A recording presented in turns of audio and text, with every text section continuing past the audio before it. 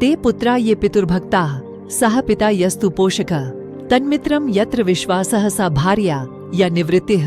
आचार्य चाणक्य इस श्लोक में कहते हैं कि संतान वही है जो अपने पिता की सेवा करे। पिता उसे ही कह सकते हैं जो पूरे परिवार का लालन पालन कर सके। वहीं मित्र उसे ही कहा जा सकता है जिस पर पूर्ण विश्वास किया जा सके।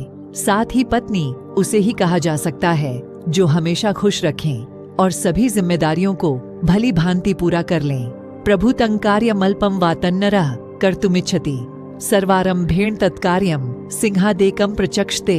इस श्लोक में आचार्य चाणक्य ने कहा है कि मनुष्य को अपने लक्ष्य को प्राप्त करने के लिए डटकर मुकाबला करना चाहिए। हमेशा शेर की तरह अपने लक्ष्य की ओर आक्रामक रहना चाहिए। जिस तरह एक शेर एकाग्रता के साथ शिकार पर नजर रखता है, वैसे ही हर व्यक्ति को अपने लक्ष्य को पाने के लिए हमेशा एकाग्र होना चाहिए। नात्यंतम सरलैर्भाव्यं गत्वा पश्य वनस्थलीम छिद्यन्ते सरलास्तत्र कुब्जास्तिष्ठन्ति पादपाः। इस श्लोक में आचार्य चाणक्य ने कहा है कि मनुष्य को हद से ज्यादा भी सरल और सीधा नहीं होना चाहिए।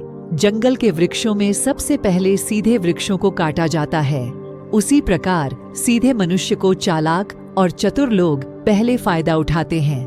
विषाद्प्यमृतं ग्राह्यं मेध्यादपि कांचनम नीचादप्युत्तमा विद्यांस्त्री रत्नं दुष्कुलादपि। चाणक्य के मुताबिक हमेशा अच्छे ज्ञान व अच्छी वस्तु की ओर आकर्षित होना चाहिए। यदि सोना गंदगी में भी गिरा हो तो उसे उठा लेना चाहिए। साथ ही यदि कोई व्यक्ति निचले कुल में भी जन्मा है और आपको ज्ञान दे रहा है तो उससे ज्ञान ले लेना चाहिए, क्योंकि ज्ञान ही हर स्थान पर काम में आता है। अधीत्येदम यथा शास्त्रं नरो जानाति सत्तमा धर्मोपदेशम विख्यातं कार्याकार्य शुभाशुभम। इस श्लोक में आचार्य चाणक्य ने कहा है कि जो व्यक्ति शास्त्रों के नियमों का निरंतर अभ्यास करके शिक्षा प्राप्त करता है, उसे सही, गलत और शुभ कार्यों का ज्ञान हो जाता है। इसलिए ऐसे लोग जीवन में अपार सफलता प्राप्त करते हैं। आपदर्थे धनन रक्षेद दाराण रक्षेद धनैरपि नात्मानं सततं रक्षेद दारैरपि धनैरपि।